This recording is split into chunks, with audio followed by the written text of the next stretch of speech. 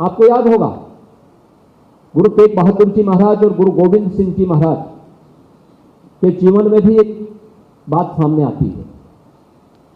कहते हैं जब कश्मीर में औरंगजेब के सिपह सालार वहां के जो मूल निवासी कश्मीरी हिंदुओं का कत्लेआम कर रहे थे, तो कश्मीरी पंडितों की एक टुकड़ी सहायता मांगने के लिए कई जगह गई, कोई सहायता नहीं मिली, तो अंत में वे गुरु तेग बहादुर जी के पास गए। वे अपने परिवार के साथ बैठे हुए थे और जब उन्होंने गुरु तेग बहादुर जी के सामने ये कहा कि कश्मीरी पंडितों का अस्तित्व खतरे में है,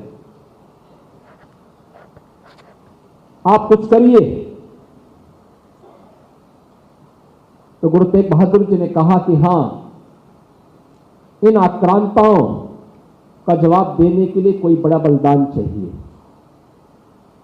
बड़ा बलिदान चाहिए।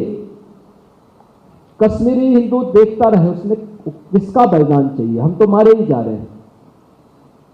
तब गुरु गोविंद सिंह जी, जिनकी उम्र मात्र 9 वर्ष की थी, तब उन्होंने गुरु तेग बहादुर जी महाराज से कहा कि आपसे बड़ा कौन है, आप क्यों नहीं इसका प्रतिकार करते हैं, इस अन्याय का प्रतिकार आप क्यों नहीं करते हैं। और उस अन्याय का प्रतिकार करने की सजा क्या थी? गुरु तेग बहादुर जी का सिर औरंगजेब ने धड़ से अलग कर दिया था। यह अत्याचार और अन्याय सहन करने के बावजूद भारत की विजय यात्रा रुकी नहीं।